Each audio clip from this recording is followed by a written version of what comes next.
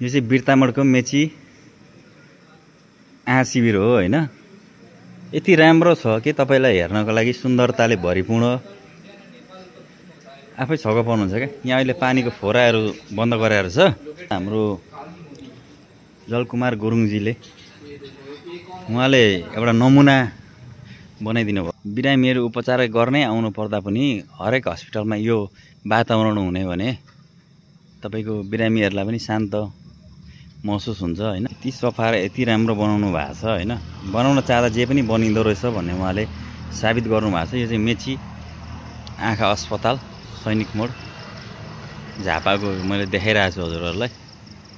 साह्रै राम्रो छ हैन।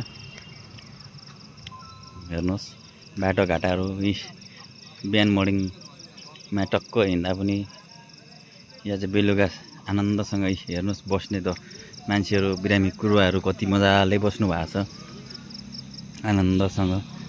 यो सुन्दर वातावरणमा बस्नुको मजा नै बेग्लै छ क्या। बिरामी कुरुको तनाव सबै मुक्त हुन्छ। त्यस्तो राम्रो छ है त।